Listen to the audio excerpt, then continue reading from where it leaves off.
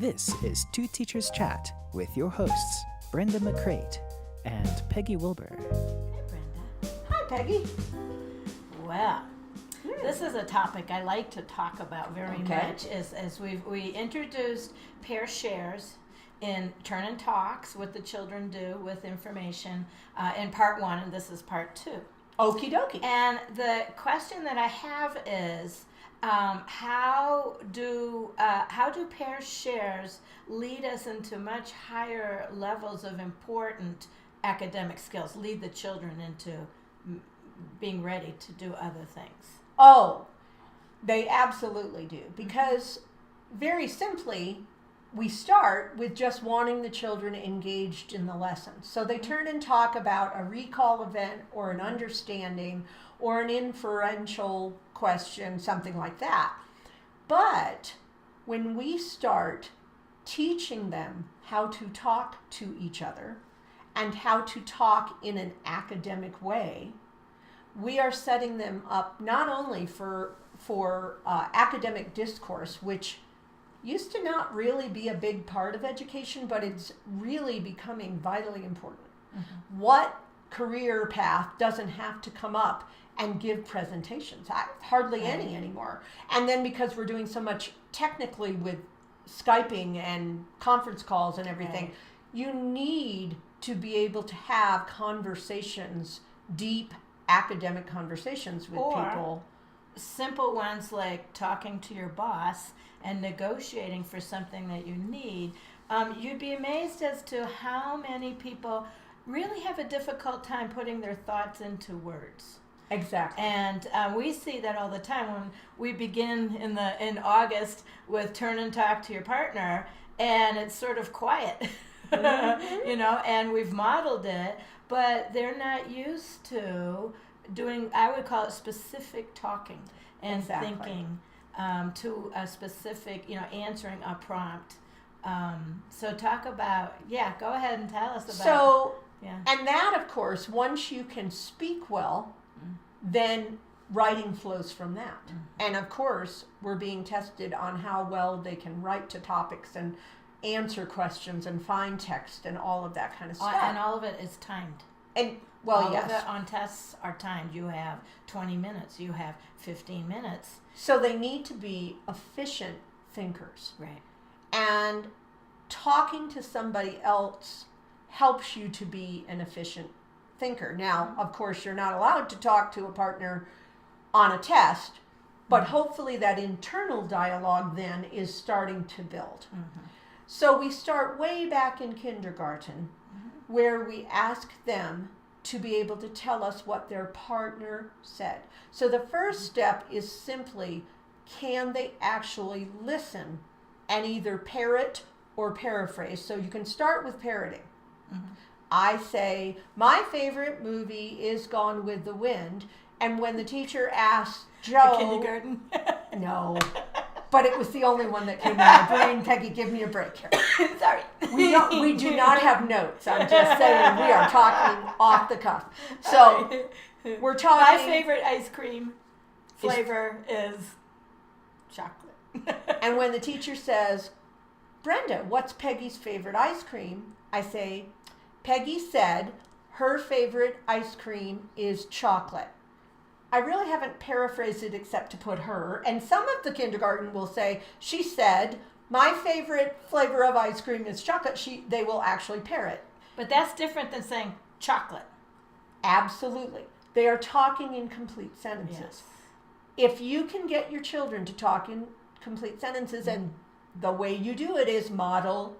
Mm-hmm.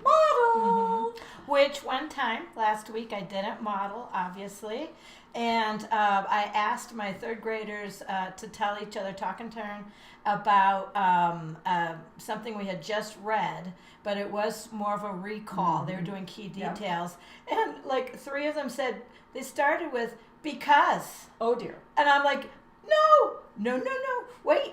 And then I supplied, the beginning of the sentence and modeled the answer that I am looking for, the level, the quality. Yes. And then they just got it immediately, and then went right into that with each other, full sentence talking. Absolutely. And okay, so whatever your skill of conversation you're teaching in your pair share, you're going to model it. That goes without saying. The first level is to simply, can I parrot my partner? And then the next level is, can I paraphrase? So I would not say only do recall questions for a month. Right. No. Right. Always be asking different levels. But when you're asking a recall question, they may just parrot it. When you're asking them to truly think, that's when you can add paraphrasing. So you can say, well, instead of telling me exactly what Peggy said, I want you to put it in your own words, which is paraphrasing, of course. And so you would model that. You would say, well, I pulled Susie up and she was supposed to talk about Goldilocks. And she said that Goldilocks was kind of a not so great person because she broke into the house. What she actually said was, she's very mean because she broke into the house. I put that kind of in my own words, but gave the general meaning. Then after that, you want them to be able to have a conversation where not only can they paraphrase their partner, but they are actually adding on to something someone said. That is where we're going into academic discourse. So you say, Peggy said that Goldilocks was not a very nice person because she was breaking and entering. And I totally agree with that. But I also want to add, and as I'm talking to you, oh yeah, I totally agree that she was not a very nice person. But may I add that I wonder if it's kind of an old-fashioned story, and so maybe people did just walk into other people's houses. So maybe it wasn't really breaking and entering, but still, she should have knocked, at least, and found out nobody was there and then gone away. You know, and so we're having this conversation, it's getting deeper, and then Peggy adds on mine. All of this takes time, all of it takes modeling, but it leads to academic discourse. And then, when they're writing, they are thinking more in complete sentences. They are thinking more about, I put my main idea here, and then I have additions, because in my conversation, we have a main idea that we came to together, that she's not that nice a person, but we have added details about why, or why not. Maybe she's not as bad as we thought.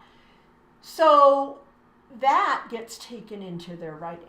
You've really actually, when they practice this kind of turn and talk, pair share, they are building those brain pathways that you then have available for writing. I can't tell you how many times I have seen fourth graders that have been given a prompt and they are paralyzed. I've seen adults have no idea how to begin to answer a question because they simply don't have the brain pathways, and then they're kept in at recess, they're kept in, they get sort of yelled at, and you're like, there's this whole process that never happened for them, which started with pair shares and turn and talks. And what you also alluded to was they're giving each other opinions. I think that because, and opinions are very strong forms of writing that are used from fourth grade on up. And then, even being able to do self-cognition, metacognition, saying, how did I get to this opinion?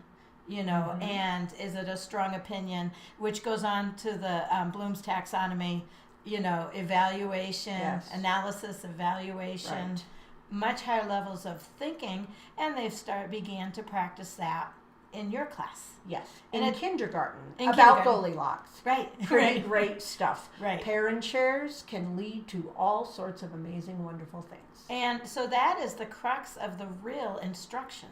It is the prompting, the creating their thinking time, and then guiding them through.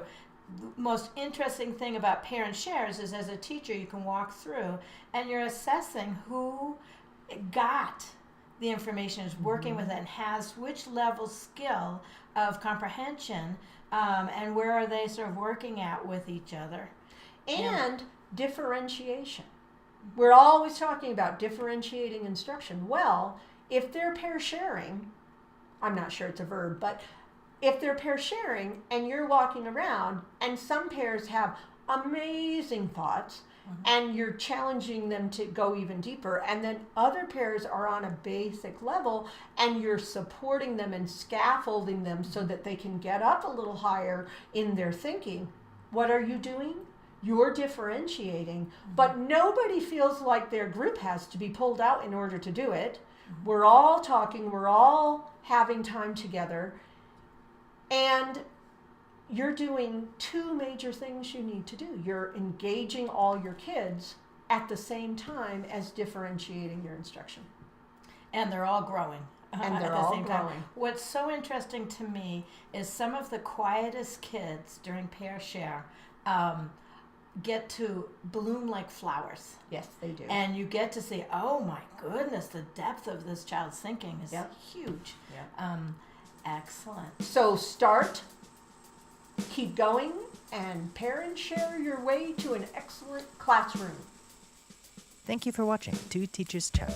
Until next time, and remember, teachers touch lives forever.